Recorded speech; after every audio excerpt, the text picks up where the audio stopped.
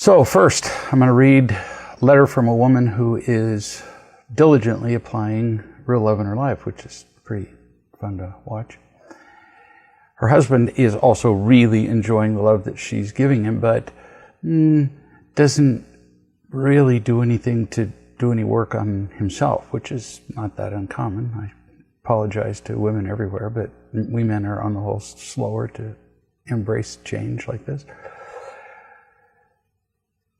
And she said about her husband, when Mark came home from work today, I was happy to see him and said so. I had to go pick up our young son from preschool, and he asked if we could talk for a bit first. He said, "Are we okay?" This is an example of translating man speak. "Are we okay?" is a way of saying, is there anything wrong that I don't know about, which is when I, fold back the covers of the bed, going to bite me like a rattlesnake. What you don't get, as afraid as you sometimes are of your husband, is that very often Mark is afraid of you. You're 2/3 his size, and he's afraid of you. You are, emotionally speaking, quite a bit stronger, and he's learning how to interact with you as you change. The more you understand about love, the stronger you get, and this is an adjustment for him. Some of it's scary because he doesn't know what's next. You've been predictable up to this point. In fact, predictably easy to bully, for example. You say, I didn't know what he was talking about, but apparently he was still sulking from yesterday. Yeah. Sulking again out of fear. He sulks because he gets afraid, and he sulks to control you. And when he does it, he's just being kind of a pitiful little boy. He's afraid to talk to you because now you actually have a voice, which he wasn't used to your having. He was used to being able to just bully you to agree with him. Now you're not, this is a terrible phrase, standing up to him. Dislike that one. Because standing up implies, fighting bullies by punching them back. And that's not what you're doing. You're just being yourself. But it's really unsettling to him. You continue. I told him that I was great and clear and happy with how we're doing. And he said that I keep saying that I'm getting happier and happier, but it still happens that when he gets home that I'm initially nice, but then at some point I become annoyed or distant. Of course. So this would be good for you to understand, mostly you, not so sure that you need to give him this explanation. He often has a pretty difficult attitude. Remember, I know him. And so you start off pretty loving when he gets home, but then he takes his little occasional snipes, little sniper shots at you, and it strains your ability to love. But it doesn't erase it. You just become less loving, or like you say, you become distant because you become afraid and you protect yourself. You continue. I told him, I'm not a perfect person, and that I will have days where I'm doing better than other days. And he said, well, it happens a lot, and that yesterday was a good example of me being nice at first and then changing. I said that what I'd done yesterday was to remove myself from our conversation because I wasn't able to be kind to him, and that was the best I could do in the moment. I feel like he wants perfection from me or something. So translation of man speak and translation of what people do when they're afraid. He simply wants you to do all the emotional work in the marriage. It's really that simple. He goes to work all day and he brings home a check, and then he expects you to just do all the emotional work and take care of him. It's not conscious on his part, but he reasons pretty much like this. Emotionally speaking, you do all the work, he's thinking. All the difficult stuff, all the being honest, all the finding love, and I'll sit back and enjoy the benefits. Well, gee, who wouldn't want that, huh? He said something about how he gets scared because just a month or two ago, you and I, meaning me and her, had labeled him as an unhappy person. I don't remember describing it quite like that, but that's possible. But he feels like I'm the unhappy one. I can just see his face as he says it, because I behave the way I do. I said I had to go, and I put my hand on his cheek and I looked him in the eyes and I said, there's nothing to worry about. There never is. So you just withdrew from, he was picking a fight, is what he was doing. You've become so much stronger. Bless your heart. And he's still using you for, one, all the emotional strength in your marriage, which, come on, kid, before would never have been possible because you didn't have any emotional strength. He's still using you for the source of all the blame when anything goes wrong. Because the words, I was wrong, hell will freeze over first. He just hates admitting he's wrong. In fact, a huge part of his identity is being intellectually superior and being right all the time. And he uses you to achieve a certain kind of freedom from responsibility on his part. And yet, you will stay firm in loving him. You have so far. This, using you, you continue. I called a coach when I was in the car because I was a little frustrated that he had said that I don't seem to be getting happier. So, translation, why does he say you're not getting happier? Because it's not true. You are getting happier. You just have some times when you aren't able to keep it up, when he keeps, taking little shots at you. But he has to say that you're not getting happier, because if you take all the burden of becoming happier, he doesn't have to do anything. So his need to be right is paramount. So it's got to blame it on you if something goes wrong. But his accusations of you are simply not true. And here's where it's really useful to have wise people around you or a coach who can give you a reference, because if you only use yourself in the beginning, you'll tend to go, well, that's not true. I didn't do that. You need to talk to a coach who has the guts to say, yeah, you really did do that. Doesn't make you a bad person, but yeah, you were just as wrong as he was. In this case, he's being lazy and irresponsible, and he'd have a seizure if you told him that. Although, if he happens to see this chat, I wouldn't change what I'm saying. He's lazy because he wants you to do the work. He's irresponsible because he's not taking responsibility for his own feelings. He's blaming you. This is no condemnation of him. It's just a description so you understand what is happening and so you don't feel bullied and feel bad about yourself. It's really kind of important that everybody who's listening hear the difference between a condemnation, oh, well, he's just a bad, terrible, lazy, and irresponsible person, and a description. No, he's being lazy and irresponsible, so you don't need to take all that burden upon yourself. I told the coach that I feel like I am growing. Don't forget this. Right now, this point, you are the leader of your family emotionally. No doubt about it. It's not fair that you have to do it alone. But who cares about fair? All we care about is what works. You have to deal with the situation as it is, not as you wish it to be. So you can whine and sit back and say, I'll take a step when you take a step. And what we'll have is an entire family. In this case, it's you. Something you would never in years past have. And he has responsibility for his own behavior, and that's cowardice. He's afraid to face his own fears. He would really not like that description, and I wouldn't recommend using it with him. I'm telling you this so that you understand that he can't be the leader. He's too afraid. So you kind of have to be. He doesn't realize he's doing this. He has two choices. He doesn't see them, but he has two. He can admit that he's been an irresponsible little boy That would be door number one. Or door number two, he could blame you. Oh, well, blaming you is much easier. So he chooses door number two consistently. And in his defense, he only sees door number two. So is he really making a choice? Nah, he's more of a reflex. Who wants to live their life as a reflex? You're waking up and not living life as a reflex.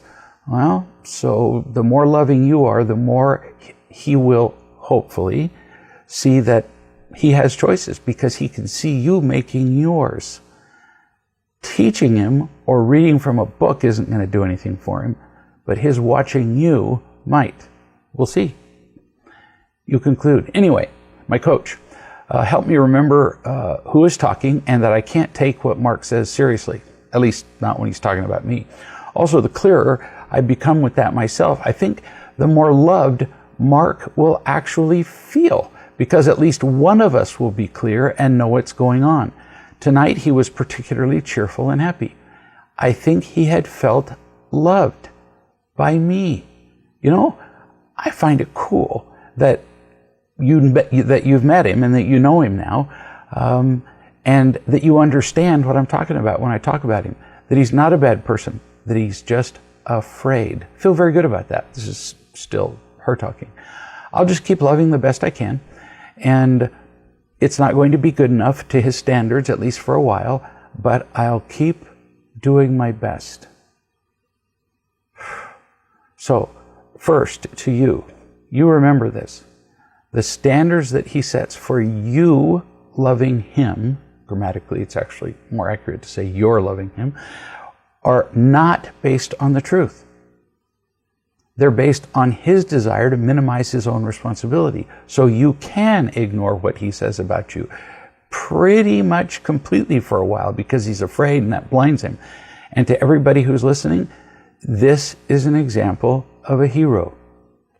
Loving a partner who's not being loving in return, that can be difficult. Ask Donna. But that's when it counts the most.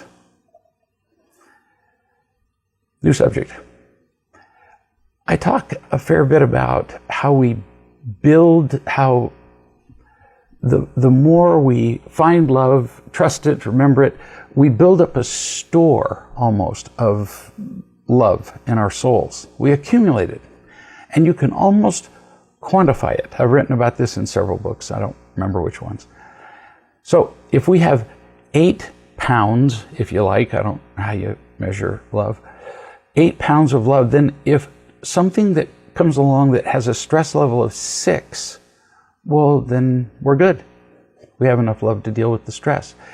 But if there's more stress or we have less love, we fail. That doesn't mean we have no love.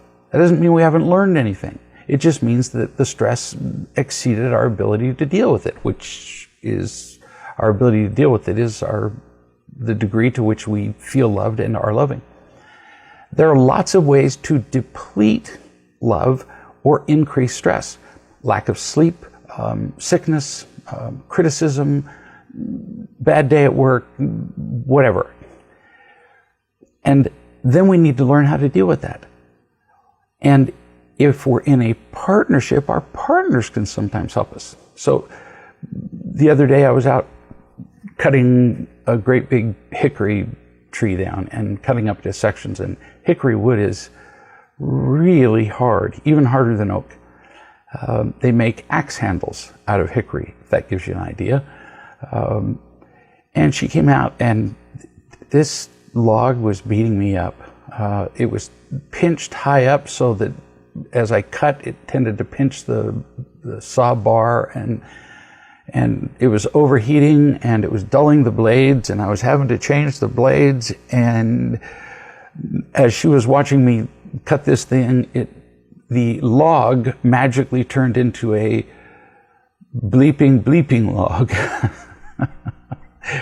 Here's this inanimate object that is set out to personally inconvenience me.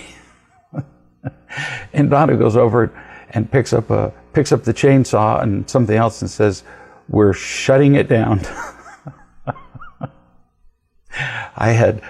My exhaustion had depleted everything I had. And of course, as I usually do, I protested for about 2 seconds. Well, no, she said, we're shutting it down. Not angry, just, it's not, you were confused briefly. You thought we were having a discussion. So she takes all the tools that would get rusty in the rain and she puts them in the shed and she says, you go in the house and sit down. When the stress exceeds your ability to be loving, that's when it's time to shut it down. And if that's happening with your partner, and if you can do it in a loving way, as she did, then help your partner shut it down. When we go past our ability to love, it's just like certain disaster. New subject. A lady was talking to me about her job, and she supervises a housing facility of some kind, and I can't be more specific because I've really never asked more specific questions. But the residents are always complaining about something. Lately, it's been about some increase in the charges for their rent. And she met with them and she explained the need for the increase in charges, and they all just attacked her as though she personally had raised the charges. No, it was the local housing authority or whoever owns the place, and she just kind of helps manage the place. And now they want another meeting. Well, she said to me, well, why do you think they want another meeting? I said, so they can beat up on you again. Because the charges are happening. They've already been raised, and so there's nothing you can do about that. They want to, cut off an arm or a leg, or, at least draw a couple of pints of blood from you to punish you for allowing this terrible thing to happen to this group of victims. People complain about how things go. People complain about what they're charged, for example, all the time. Now, they don't complain about what they charge other people for their work. They want to be paid more, but they complain about what they're charged, like endlessly. They do it in real love all the time. The other day I was getting 2 chains sharpened, probably after the log had offended me, and I saw a sign up on the wall where they sharpen the chains and do whatever else they do in the little hidden back room there. And it says, we can do our work, and it listed 3 words underneath it. We can do our work good, fast, cheap. But you can only pick 2 of the choices. If you want it fast and good, it won't be cheap. If you want it fast and cheap, it won't be good. If you want it good and cheap, it won't be fast. So choose carefully before you submit your order. I just love that. The same is true pretty much everywhere we go in life. If you want the product to be good, it can't be fast and cheap. You have to be willing to pay for what you get, either in terms of honesty, vulnerability, sometimes money, inconvenience, resources, whatever. And that's what I sent to the lady who wrote about the meeting where they were going to go and beat her up. To remind the people that they're being charged for what they get. And if they want to pay less, they can pay less, but somewhere else. So what does this have to do with real love? When we're charged more than we want for something, anything, like change, like becoming happier, coaching, interventions, CDs, whatever, we tend to believe that whoever is charging us is demonstrating their lack of love for us. We have been taught from the time we were little kids that if we get what we want from somebody, they care about us. We were taught this by our parents really early on. And if we don't get what we want, then that proves that they don't care about us, because we, after all, are the center of the universe. And so anything that we would want would have to be good for the rest of the universe. But charges are simply a result of a lot of factors that go into the product that's offered. It's a result of the marketplace. It costs a lot to do things that we can't see. Production, marketing, distribution, warehousing, and much more. The point is, we need to realize that charges are not personal. We need to not take them personally. As we take everything else, we take charges personally. We take other people's behavior personally. It's a result of a great number of factors, most of which we know absolutely nothing about. If we allow them, these things, to steal our happiness, then we're the fools. I know a man who is engaged to a lovely lady. When I first met him, time passes. I don't know, 2 years ago. He could be pretty selfish, as delightfully he would now admit. And as she would be only too anxious to tell you. And somewhat emotionally cold, more intellectual. He asked for help, which is remarkable. And I told him what I saw. And it wasn't easy to hear, but he began to take the steps that it takes to be different. And he wanted a good product, so he was willing to do whatever it took. He didn't need it to be fast or cheap or easy. What he was interested in was good. I'm here to tell you, I've said it before, but there is nothing in the world more spectacular than witnessing the transformation of a human soul. And he did it. I talked to him today, and it was a miracle to behold. Before he could even speak, I said, stop. Don't really care what you wanted to talk about. You need to know you're a hero to me. He's changed his life. Yes, he used the help of a lot of people to help him do that, but he asked for it and he accepted it. Example of his change. He had previously preferred not to go on skiing vacations with his fiancée because, one, he was too cheap to pay for her way. He has significantly more in the way of financial assets than she does, and yet he felt like, so what? He didn't want to pay her way. And two, he skis much faster than she does.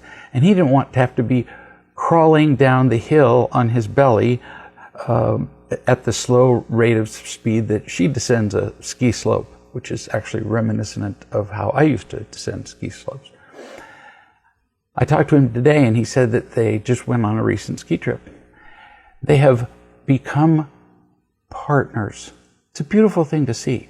I had talked to her only a couple of hours before, so I knew he wasn't pulling the wool over my eyes. Not that he would try, but she's in love with this guy.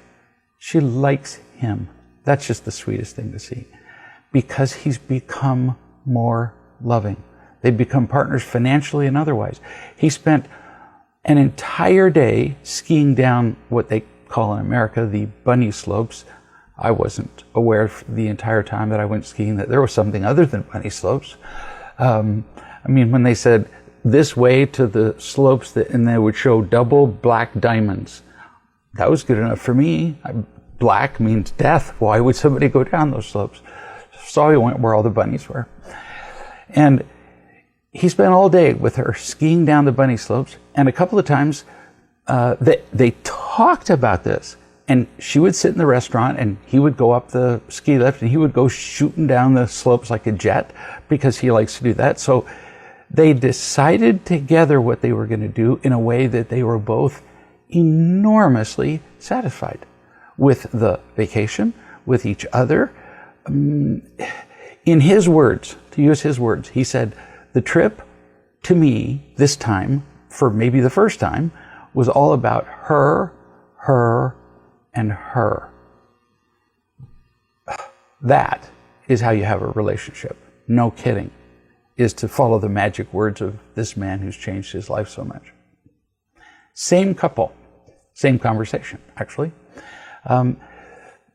Sometimes when he's busy working, they work in a home business, and sometimes when he's working, he gets a little monofixated, kind of like I do when I'm sawing wood. And And when she speaks to him, he tends to focus on his work and be dismissive of her. He just gets all zeroed in on what he's doing. He's not being intentionally unkind. But a coach recommended that they find a bowl, I guess, I don't know, a ceramic bowl, a bowl. And they wrote out a bunch of nice things, behaviors, acts, words to say, that they could do for each other. Make a cup of tea, give your partner a back rub, a kiss on the cheek, watch a movie together, whatever. And the idea being that when either of them is less than loving during the workday, the other person says, which turns out to always be her, because he's the one who gets sort of fixated. She says to him, "Would you be willing to take a slip out of the bowl?" That is so cool. As opposed to saying, you're being a real blank, and then criticizing him. Instead of criticizing him, she just says, "Would you be willing to take a slip out of the bowl?" And he does, because they've agreed on it ahead of time. And by performing an act of kindness, it changes his attitude completely. It's really important that when we're more full, that we come up with plans about how we're going to deal with things when things are more stressful. If we wait until we're stressed, then we end up blaming logs for pinching our saw blade, which looks really stupid, and it takes a sane person to come along and say, "I think it's time for you to go in the house." This is a Sylvie story. Actually, first it's a Bruce story and then a Sylvie story, I think. I think it's two separate stories. Bruce, who's 3, is a boy's boy. I mean, wow. This kid just is constantly on the run, vastly prefers no clothing, makes messes everywhere he goes, and has a tendency to get up on the dining room table, which his mother prefers that he not do, especially since he doesn't prefer clothes and, isn't always clean. And that just gives Donna the creeps to think about eating at that table. Bruce has been on it. And so she's told him not to get on the table. And if he gets up on the table, which he almost has to, it's like a challenge, she says, "So why don't you go to your room and think about it?" And she says, sometimes he'll get up on the table and then without Jeanette saying anything, in fact, without Jeanette being in the room, he'll say, "I won't get on the table," and he takes himself to his room. It's really fun to watch kids behave, how they behave, when they feel loved, when they don't feel belittled and intimidated. One day Sylvie said to Jeanette, "I want some cookies." And Jeanette said, "We don't have any in the house right now, so we can't have any now, but we could put it on the calendar." Sylvie said, "That's a good idea." And then Jeanette hands her the pen and she draws a cookie or whatever she did and puts it on the date that she'd like it, which I'm sure was the next day. It changes everything for little kids and for adults when we have what matters most. When we feel loved, we don't have to have a cookie. When you don't feel loved, it can feel to you like a cookie is a life essential without which you cannot live. Changes your life in more ways than I can say. Lady texted me the other day and asked for some Skype time. And my schedule was filled until like now, the video chat, like 10 straight hours of calling. But it happened that I was available for a few minutes if she called right then, which I texted back. And so she got on Skype. And right when we started talking, some bell went off in the distance, and she went off to take the salmon out of the oven. And she said, "I have to get to the oven to take the salmon out. I'll be right back. Sorry." And then she got up and left. When she came back, I talked to her about what she'd done. We've been trained from birth. When we made mistakes, we had to justify our mistakes, but it's more than that. Our parents would say, "Why did you do that?" the tone of voice conveys that we have to not just justify our mistake, we have to justify our existence. And the more we justify ourselves, the more we say, I'm sorry, it makes us feel smaller. We have to justify who we are. So I can tell you, it really simplifies things, and it really builds our confidence when we don't offer a justification for every little thing that we do. So this woman said to me, so if I weren't justifying myself, what would I have said to you? I said, you would just said, I'll be right back. As opposed to, just walking off the camera on your computer and never returning. But I don't need a reason. You're an adult. You're a good human being. I don't need to know the reason. I don't need to know whether it's salmon, and I certainly don't need to hear that you're sorry. Sounds like a small thing, but it's not. I know a woman who's been in real love for a couple of years, and initially she was so afraid she could hardly breathe, just scared all the time. Didn't know how to just be with people at all. Everything frightened her. So alone. She had an intervention. She was learning to connect, to feel peaceful and to be happy, but she found it hard to carry the love that she felt with her to work, where the pace was just screaming fast, where everybody has their hair on fire all day long, where deadlines drive everything, and where everything is rush, rush, rush. These are the kind of workplaces that people just hate to be in, and usually don't stay in for long. And businesses that very often don't succeed because they lose people at a prodigious rate because they don't care about their employees. It's just work, work, work, work, work, work, like the old movies where you'd see the slaves rowing the boats faster, faster. And she says, a coworker made a comment about how I always look so calm lately.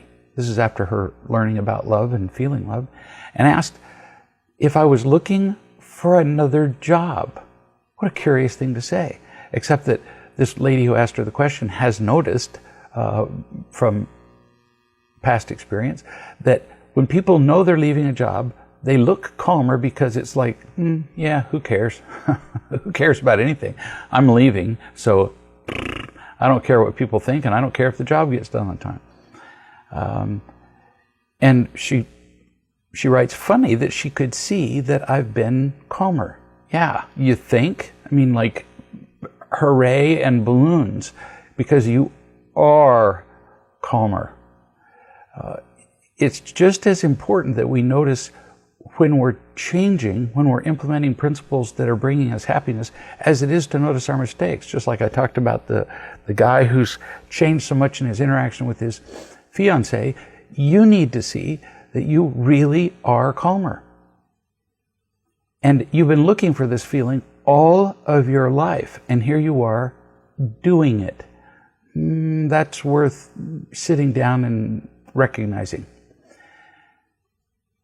You continue. I notice that when I feel loved, I walk slower and thus appear calm. I heard you say that we play a role at work, and it is kind of a role, almost like a role in a play. I mean, when you go to work, you don't do necessarily the thing you would do on vacation. You play the role that you're paid to. So you say, I've heard you say that we play a role at work, and our job is to knowingly kind of people please our boss. We're there to do our boss's bidding. The more calm I am and the more loved I feel, the slower I move and the more I feel kind of out of place. So does loved always mean slower paced? Not always, but yeah, very often. When you feel loved, when you know who you are finally, which is only possible when you feel loved, because until you feel loved, you're dominated by fear, and that's not you. And fear takes over everything. Fear trumps every other feeling. So when you're loved and you know who you are, you have no fear, you're not frenetic. There's no rushing, no hair on fire. You tend to move slower, but with greater purpose and efficiency. This has been proven proven in work studies. You're not distracted by fear, so you can move slower but actually get more done. It's been proven that that when people are in workplaces where their supervisors and bosses and owners appreciate them, their creativity goes up, communication improves, every index of that you would measure a business by improves.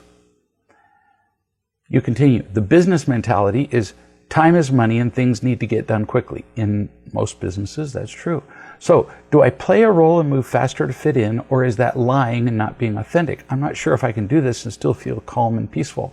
Yeah, you can. Actually, you're doing it already because remember your coworker commented on it. Watch people. Look at how much time they waste at work being worried, gossiping, fussing over things unnecessarily, having conflicts that waste time, having turf disputes. These things kill a workplace, all proven by workplace studies. If anybody gets more done in a day than I do, I want to meet you. But I don't feel rushed or anxious. I just do stuff. Today alone, I answered 30 phone calls or Skype calls and did 200 emails and went outside and cut wood and leveled a foundation for placement of a metal building. I just do stuff and I enjoy it. You can learn to do that. It's accomplishment without the anxiety. You do things because you want to, not because you have to. Now, yeah, sometimes at work you do have to do some things, but see, just because somebody tells you you have to doesn't mean that you can't all by yourself change your motivation and make it that you do it because you want to. You see? Somebody comes along and says, you have to do this. And you go, well, okay, but I actually want to. I enjoy being productive. I enjoy contributing to the company. I enjoy contributing to mankind. You work for whatever. One lady was telling me how her job was just ridiculous and worthless and she didn't contribute to anybody's anything. And I asked her what she did. And the technical part doesn't matter, but it's to make it possible for cell phone towers to be built and to comply with municipal codes. Excuse me? You don't do anything that makes a difference? How many people live on their cell phones? Some of them to their detriment, to be sure, but you make it possible for people to be on their phones, to communicate with their mothers and their children and their husbands and wives and lovers and so on. We can change everything when we choose to do a good job and to do it calmly. You say, I'm afraid I will be perceived as not caring or not being engaged, which is sometimes true, but the real reason is I'm feeling loved, happier, and more productive. But people might not get this. If you work with confidence, almost nobody will question the level of your engagement. Really. A confident person is almost invincible wherever they go, including at work. You say, I care about getting the work done, but I'm not willing to shake up my peace anymore. I got to thinking that other similar jobs may require me to work quickly as well. And I'm hoping a job exists where I can always be calm, peaceful, and productive, where I don't have to run around like a chicken with my head cut off to make it look like I'm valuable. Seems like a good time possibly to apply for other jobs and gather information to see what is out there. Sure, but take advantage of the job you have now where everybody's hair's on fire to learn how to be peaceful in a difficult environment. You don't really know what you're capable of till you can do it under that kind of stress. You say slowing down has been a huge change for me, and I'm only doing it sometimes. I do get caught up in the drama around the urgency to get something done when people are asking for something right now. I completely get that. But again, you're in charge of your motivation. When my publisher used to give me a manuscript and they would rush mail it to me, I guess to impress upon me that they were in a hurry. And then they would say, we need the revisions within 30 days. Pretty routinely, I'd have the revisions done within 8 hours. because I wanted to do them, but I wasn't rushed. I was just really interested in getting the job done. I was way past timely, but not anxious, no fear. You say going fast and moving fast has been how I could fit in and how I could get a huge adrenaline rush. And yeah, people who work with their hair on fire believe they're accomplishing more. They also like the fact that it looks like they're dedicated and giving their all. But the truth is, when people have their hair on fire, in case you wonder about this, put kerosene on your head and light it on fire. People don't think as clearly, they make more mistakes, and they cause more problems as they interact with other people. And they set the hair of other people on fire. When somebody comes up to your desk and throws a folder on your desk and says, "We've got to have this right now." So does that motivate you to do a good job, or does it motivate you to be afraid?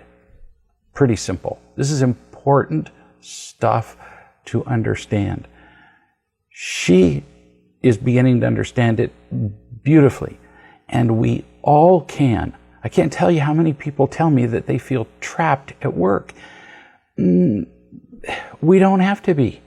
We get to choose who we are and how we function everywhere we go, and love helps everywhere. Here's a mother describing time that she's spending with her 2-year-old son, Tim.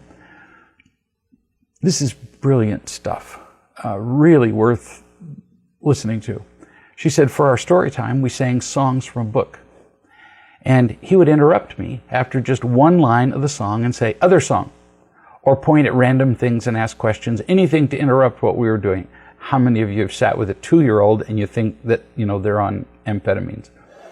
He kept doing this, and I would sometimes stop singing and switch songs, or I would say, well, let's finish this song first, and then finish it finish the song all the while that he was repeating other song, other song, other song. And then I realized maybe he's asking for my attention, and I'm not paying attention to him. So I thought about it. I thought about how I could give him attention better than just sitting there and insisting on finishing a song. This is a miracle. You listened to your 2-year-old. Who does that? People don't listen to each other. They don't listen to adults, much less 2-year-olds. It's been shown by multiple studies that roughly 90%, one study says 92, I don't know how they could be that accurate, but 92% of communication is non-verbal. And we miss nearly all of it. So here's your 2-year-old fussing nonverbal communication because what's he missing? What does he really want? Not so much the song or the book or the words. He's not feeling you. That's what he wants, you. We tend to spend time with our children, but mostly it's just kind of in their proximity. We don't focus on them. We don't look them in the eye. We don't help them to feel loved. I've helped to raise 7 kids, and I've learned that they don't remember much about the time that you spend with all 7 of them. You love them one at a time, and that's what they remember. When you're with them individually, when you're looking at them, when you're listening to them, when you're talking to them, watching television together isn't spending time with them or just driving in the car with them. The less involved activities aren't nothing, but they don't fulfill a child's need, and that's what you're noticing. You continue. So I started putting my hand on his shoulder. This is a 2-year-old. Rubbing his back, looking him in the eyes, including him more in what I was doing, helped him to feel special and wanted and enjoyed. And little by little, he stopped interrupting so much. And he started leaning into me. Until that point, he had been standing up on the couch, bouncing up and down. Finally, he sat on my lap. I held him like that for a little bit and sang a little bit more while stroking his hair, and I told him I loved him. And I loved seeing how he had gone from being overexcited and frenetic and almost like what many parents would then call ADD and give him a pill. and physically distant to close and calm. This is being a mother.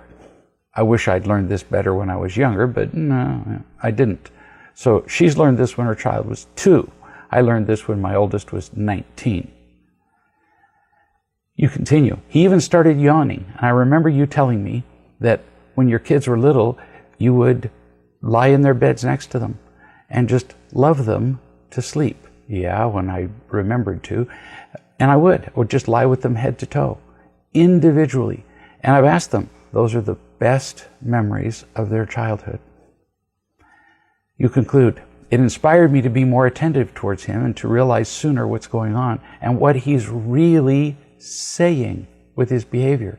Too often I just give him what he wants, like switching songs every other minute, rather than what he needs, which is my love and affection and genuine attention. I still have a ways to go, but I'm glad I realized this today. Bless your heart.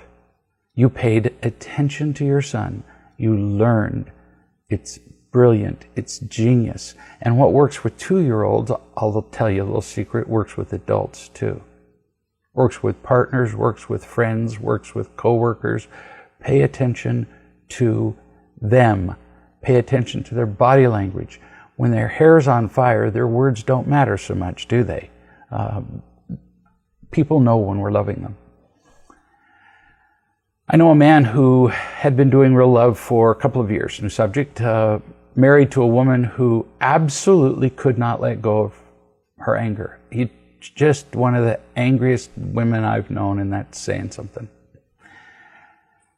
He naturally then picked one of the behaviors to protect himself. He withdrew. He would just back off and emotionally disappear.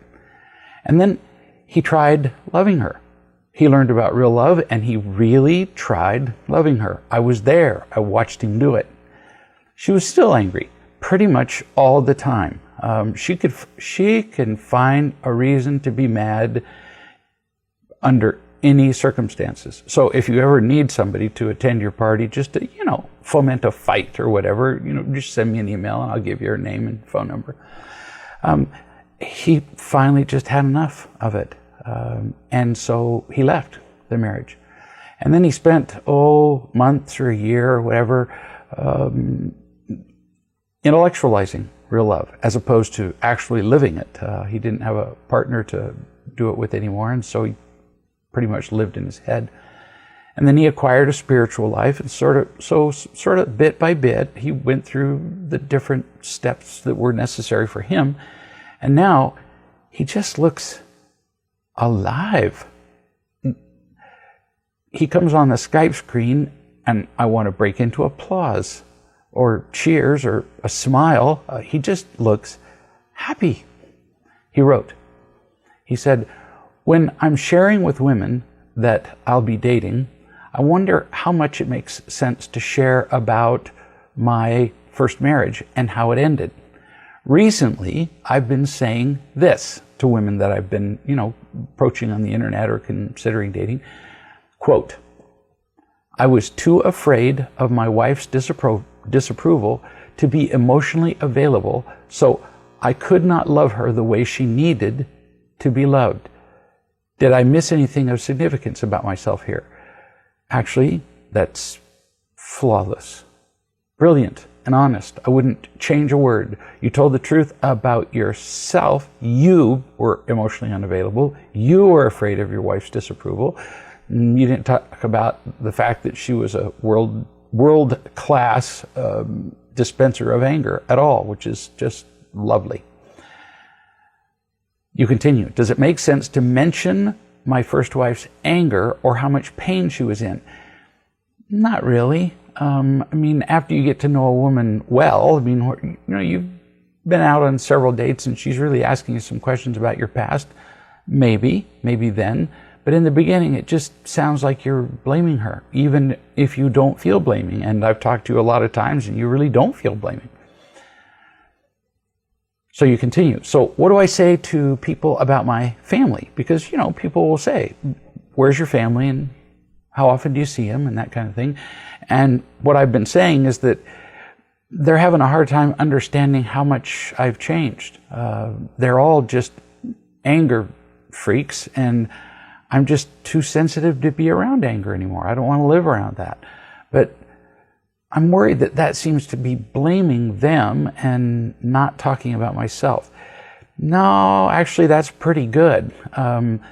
Different explanations for an ex-wife versus your family. When you explain why you left your first wife, you're saying, I was emotionally unavailable and I withdrew. But if you're asked why you're still not seeing your family, you kind of can't leave out their part in it. And they're going to be able to tell the difference between blaming and not entirely by your tone of voice. Easy. If you're angry when you're describing it, well, then you're blaming. And if you're just explaining it, unless you're dating somebody who's entirely retarded, they're going to know. When I get closer to someone, you conclude, does it make sense to give them more details or just more details about my behavior during marriage? Nah, the closer you get to somebody, the more details you give them about everything. Because they want to get to know you. They're genuinely interested. They want to know about your life before. Just be aware of any tendency to blame. Now, in your case, you really don't tend to blame your ex-wife or your family. So, frankly, you're doing pretty darn good. That would be pretty darn well if you're into grammar. Here's, I think we do have time for this. 2 years ago, a couple came here with their older teenage daughter, Cynthia. And Cynthia told me that she was dating a guy, Mark. So the couple brought the daughter, Cynthia, and while Cynthia was here, she told me she was dating this guy. She didn't ask me my opinion, but I said, a word of counsel to you, because she was seriously dating this guy. I said, you would tend to attract a guy who was like your family, and so you just need to be aware that you would have that tendency. She said, oh, no, things are perfect between us. And she said, so why should I watch out? I said, because all your life you've been afraid of the disapproval and the anger of your parents. So you would tend to keep playing that game, and you would tend to attract a man who will be angry and disapproving. You don't like your parents' anger or disapproval, but you're used to it. You're familiar with it. It's like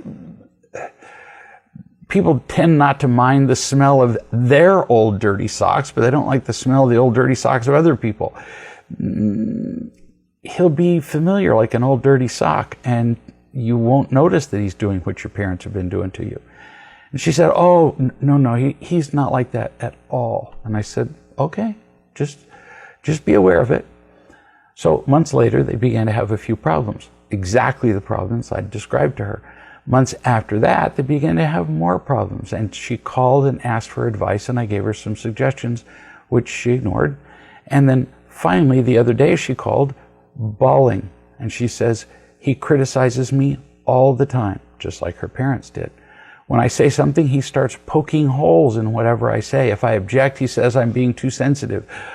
He belittles me. He's always right. And I said, that's how it starts, kid. He's bullying you, just like you were bullied by your parents, especially your mother. He's not listening to you, just like your father doesn't listen to anybody. Her father gives no evidence of hearing anything that's said to him.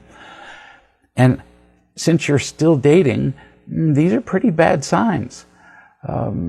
So when do you plan on getting married? She said, oh, in a few months. And I said, don't. You can do what you want to, but since you called me and asked my opinion, don't.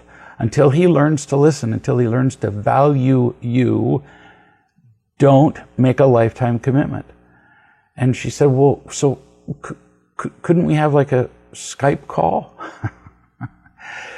That would be really nice, really. Kind of just like the sign that I read in the chainsaw shop. You can have it fast, cheap, or good, but you can't have all three. He's a controlling, non-listening, angry man, trained over nearly 30 years to be that way. And you thought a Skype call would change that. She said, well, but we're really busy with lots of things and preparing for the wedding. Yeah, okay, so you're preparing the physical details of the wedding and not preparing for the single most important thing you could bring to a wedding, which is knowing how to love. So maybe you just need to wait until you've been married for 5 years and have a couple of kids, and then see how hard it is to find the time, and then learn a new definition to the word miserable. I see this a lot. We want decades of bad training to vanish, preferably with a pill. It's the problem of the whole world. We create problems over generations, not even lifetimes, and then we hope that they will just go away. Look at our approach to global warming, for example. There's no denying that that's a problem now. We've been working at it for generations, and now we're just kind of hoping that some scientist will come along and, spritz some little magic potion into the air and clean up the air. And reduce the temperatures again. We just love magical solutions, and we do it in our families too. It takes time and dedication and humility and a willingness to be taught. Some of us have that willingness and some of us don't. What's the solution? Same as always. Find the unconditional love we need. Trust it from those who give it to us. Remember it and carry it around with us, and share it with the people around us. And if we do that, we change our lives, we change our families, and we begin to change the whole world around us. We'll see you in a week.